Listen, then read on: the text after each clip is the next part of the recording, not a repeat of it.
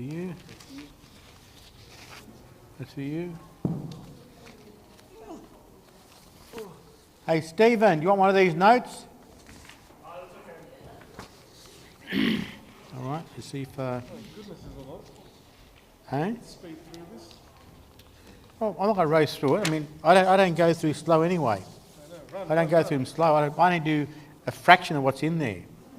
So if you guys go through it yourself, you'll get much more detail out of it. But I'm just going through a fraction, okay? We have a word of prayer now. Right, have a word of prayer. Jewel, how are you? Good, how are you? Good to see you, Jewel. Take care, huh? You want to come say hello? Come say hello. How are you? You are a jewel. I'm not too sure if it's a diamond or ruby or opal or something, but you're one of them anyway. Well, let's have a word of prayer, okay? Heavenly Father, we thank you for the opportunity for this evening to continue in this study. May it be a blessing to all the people here. In Christ's name we ask, amen. All right. Looking at Palestine before the conquest. Now, you'll note over here in the back, we have this map over here. Have a map here called Palestine before the conquest. If you like, you can keep your eye on this thing here and the map behind it. Keep your eye on those things there. Now, this map here shows you the, just look at it very, very plainly.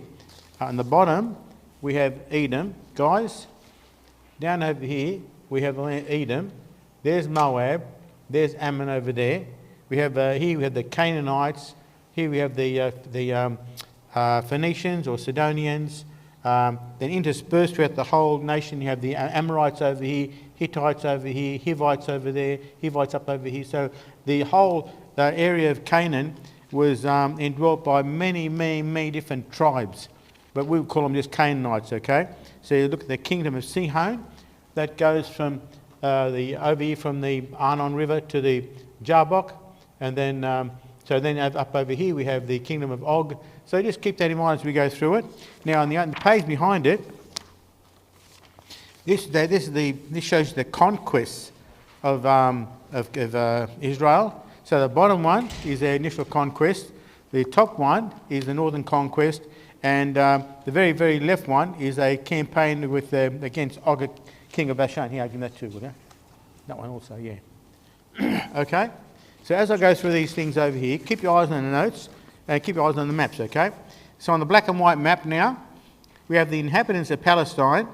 Now, these are there before Israel's come along. There's a Rephaim.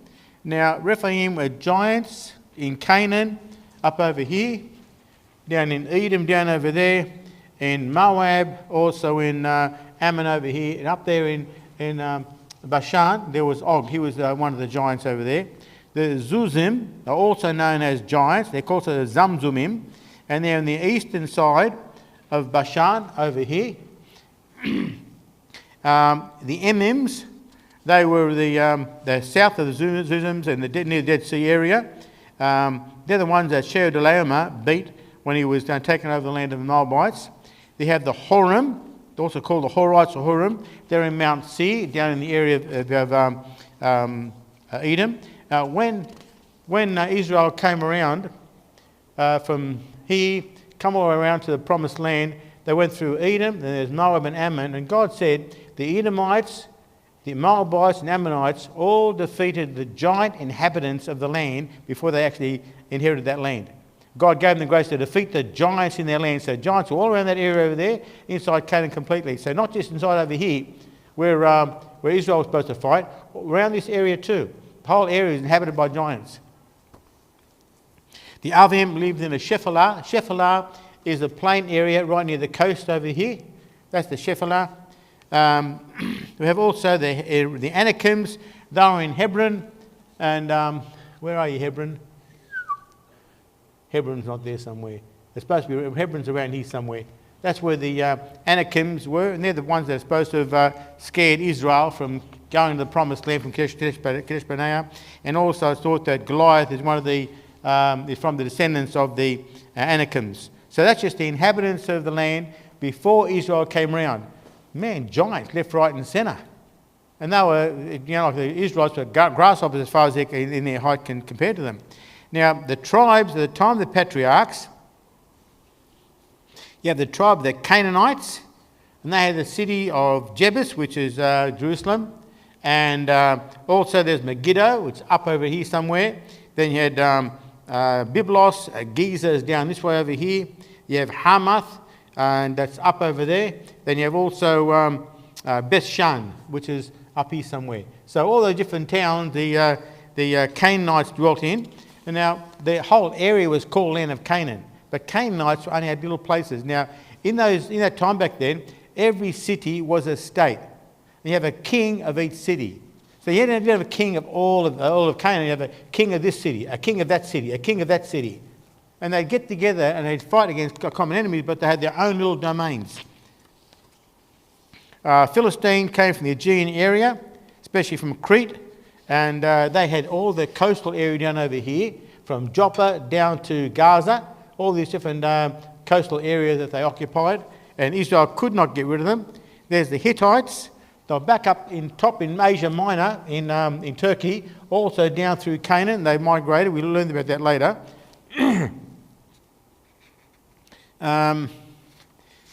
Let's see now. Also, the Girgashites, Hivites, Perizzites, Jebusites, all different ites. They live in this land over here, like a whole bunch of termites lived everywhere around there. Just bits and pieces, and they just simply moved up and down. Just a very, very small group of people. But the main ones were the Amorites. The Amorites dwelt in the mountainous areas over here, mountain areas over there. They're the ones that they have Sihon, king of the Amorite, was there. Og, king of the Amorites, up north over there. They were the main force in Canaan. Matter of fact, when God prophesied through Abraham that he would destroy this area, he said that the iniquity of the Amorites was not yet filled. In other words, the sin of the people in this area hadn't come to sufficient height for God to destroy them. And he told him way back in Genesis 15 that. So 400 years later, their sin was filled, so the whole area is called the area of the Amorites.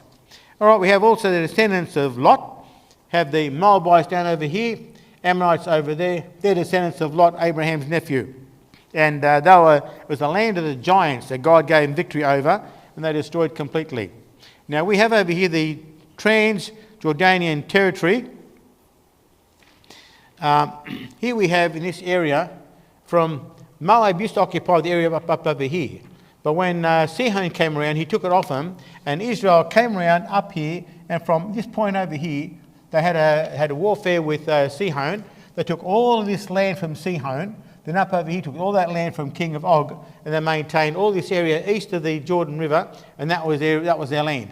So that was the very first time they had conquered and possessed a land in all their history since they left Canaan. That's the very first time they conquered and possessed land. So it's a phenomenal thing in their history, and absolutely phenomenal. If it wasn't for God, no way in the world could they even do it. Then we're told that the Midianites that they defeated are down over here, in the land of Midian, and Midian joined Moab against Israel several times, so God determined that Midian would be destroyed. And so God told Moses, send down 12,000 people to fight against the Midianites and destroy them completely. Man, woman, child, except for the women who were still virgins, are allowed to be taken and interspersed with the Jewish people. The rest annihilated completely. So it's a massive thing that God did to Midian because they were so much against Israel. They were part of Moab when they hired Balaam to curse Israel. They were siding with Moab. All right, we have the conquest of central Palestine. We start over here that after the death of Moses, Israel is right here after the death of Moses. Now you're looking at your nice colourful picture maps, okay? You look at your picture map in the bottom, you have a green arrow that shows you their central campaign.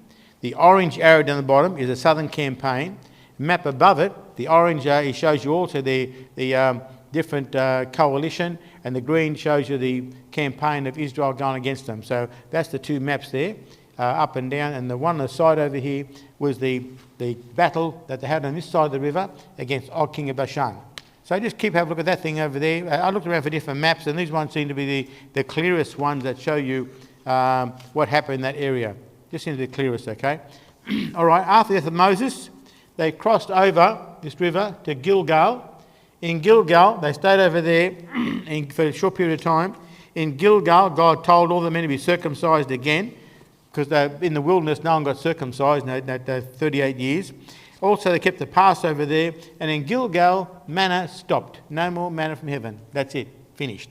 Now they eat the fruit of the land after that. The very first conquest they had was Jericho. That's right next to Gilgal over here. And they fought Jericho, and God gave them great victory. All the spoils were supposed to go to God. Then after Jericho, just down the road a bit is Ai, just a very small town. And at first they sent just a few thousand people to fight against Ai, and they lost completely. They never asked God. They just sent the people thinking, oh, well, it was easier to fight Jericho. We defeated that easily. And Ai is a smaller town. Just a few thousand will take care of it. This is confidence in the flesh. Well, they fell flat in their face. Then God says, when they woke up themselves, God says, now send all your army to this little place. You got to do things God ways. It doesn't make sense your own way sometimes. They went over there, they destroyed them. Then up over here is two mountains, Mount Gerizim, Mount Ebal. Over there, they then pronounced all the cursings and the blessings of Israel that God told Moses to tell Israel to do. After that, they down south over here, in your map you'll see some cities that have got a blue dot about them. Down about there, these are the Gibeonite cities. There were 4 cities over there. And these Gibeonite cities got together and they realised from what they heard about the God of Israel destroying Pharaoh and Egypt and the kings of the Amorites, they said, man, we can't beat these people. So they pretended to be their neighbours from far, far, far away. They were old clothes, they've got old food and old shoes and old everything, dust all over themselves. They've been travelling for months and months and months. They came to Joshua and said, oh, we're your neighbours, we heard about your God, we want to make a treaty, please.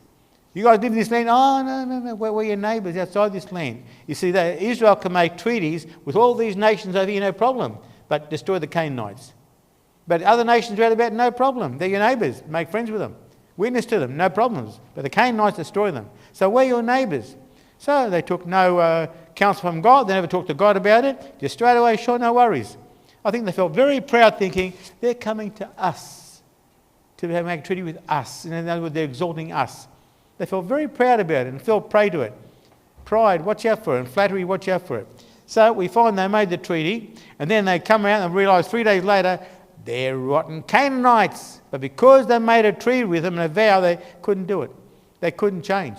And God honoured that vow without a shadow of a doubt. Matter of fact, God defended them. Later on in the time of Saul, Saul tried to destroy the Gibeonites. And because of that, God brought a famine around in the time of David. And God said, David said, what's the famine for? Because of Saul trying to destroy the Gibeonites.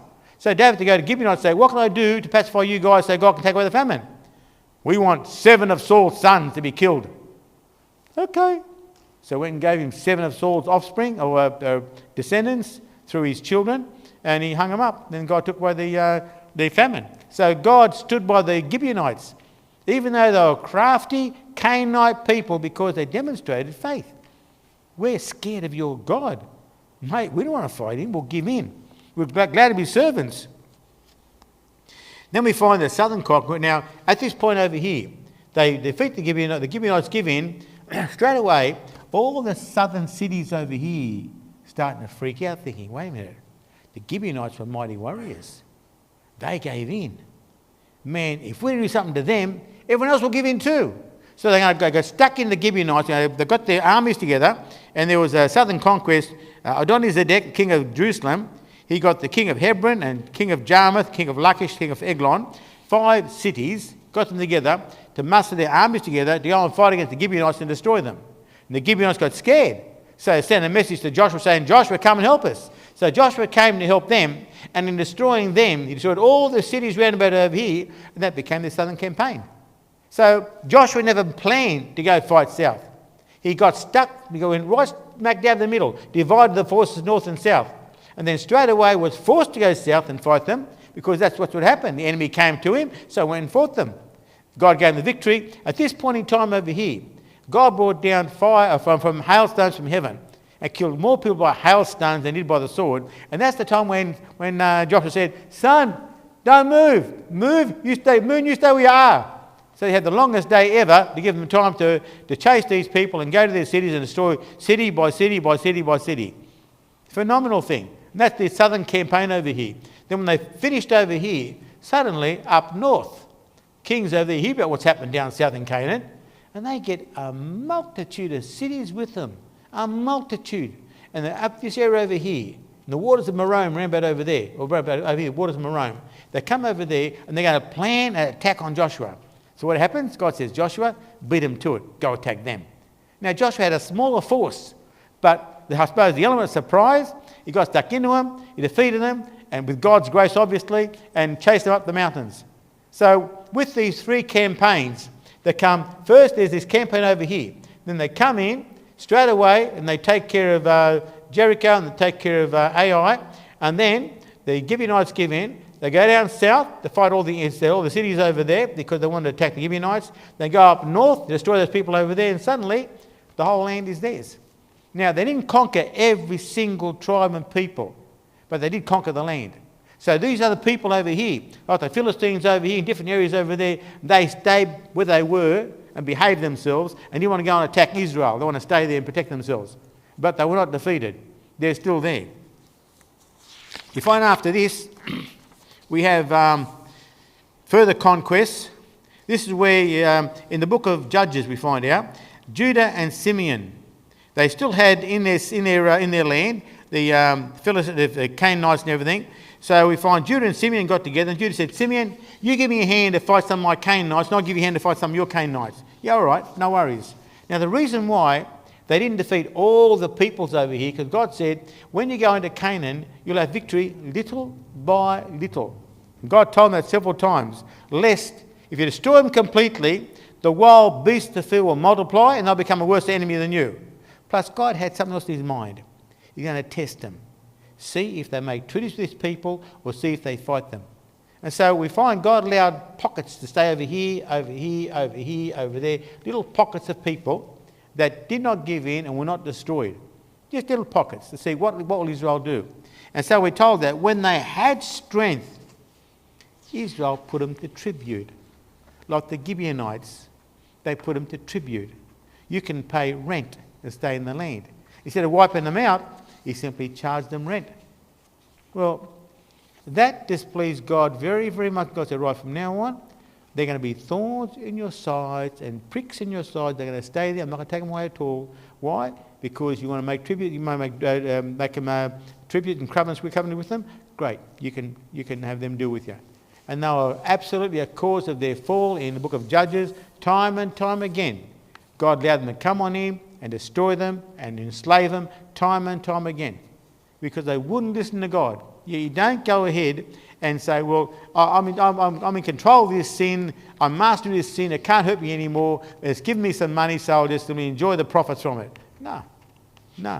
If it's sin, it's sin. And if God says don't have any association with these people, don't have any association with the people.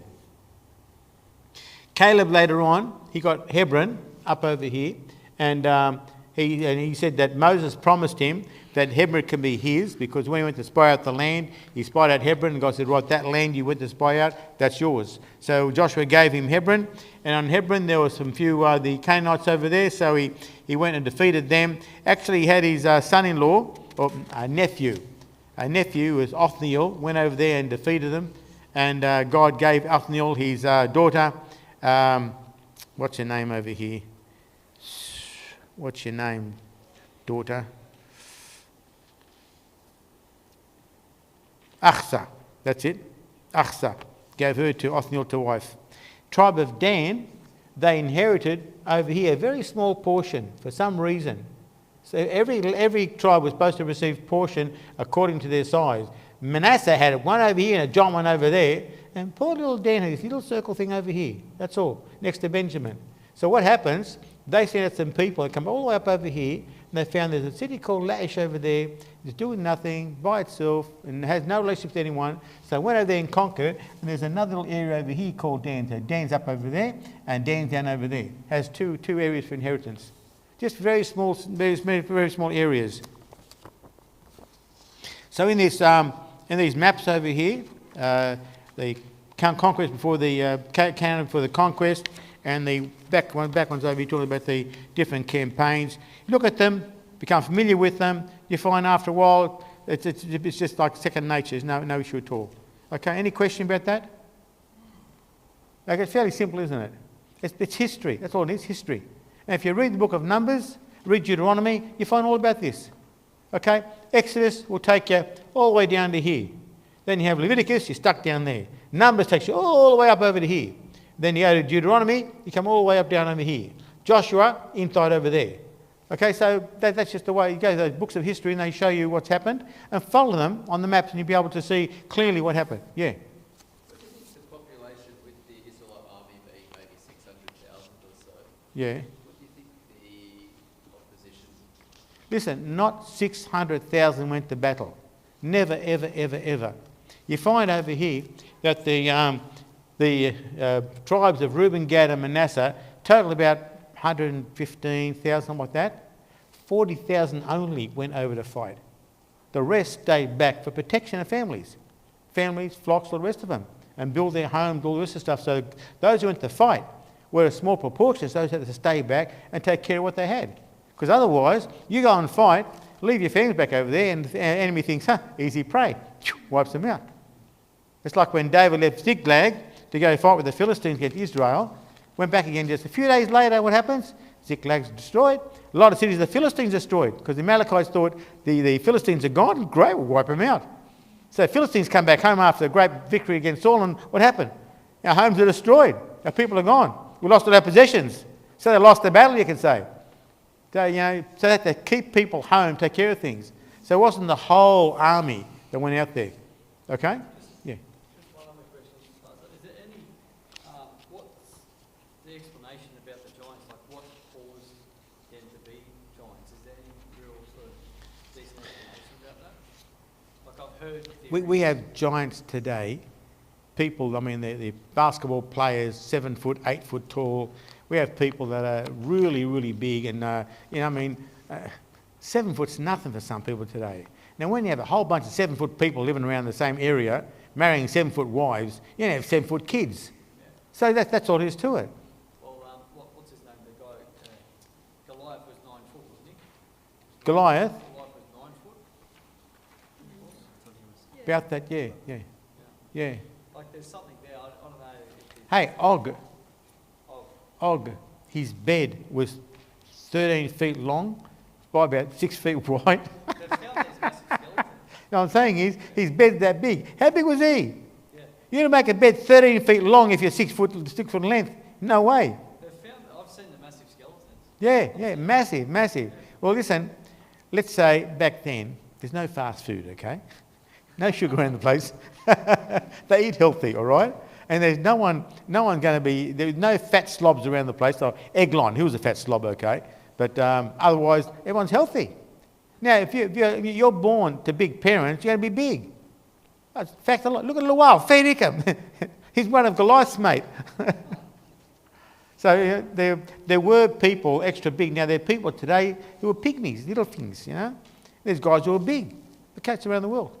A normal thing is, listen, when people have, with animal husbandry, they mate.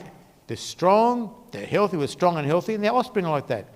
They know how to produce animals by mating the right animals together. So you find people, and God just simply localise them in the same area, and they eat healthily, they live healthily, they work and all extra stuff, they sleep properly, no electricity to keep them up at night, so when the sun goes off, they go off. They wake up, they sleep well every night, they work hard every day, they eat off the land, so their body's going to be healthy and strong. I mean, why did they live to close to 1,000 years before the flood? Why was that? Conditions were different. After the flood, boom, the ages dropped really, really a whole lot. So it's different situation, different land, different just different context completely. Okay? All right. Do you want to go on the next point now? We'll leave the next point till next time. Next point, talk about dress and ornamentation. I can rush it through now and get it over and done with. Or we can do it next time. What do you want to do?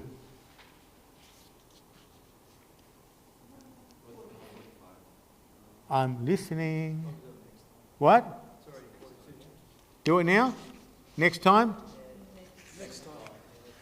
All right, next time. Listen, there will be another lesson next week. I'll do lesson 16, but I was just going to start with this thing here.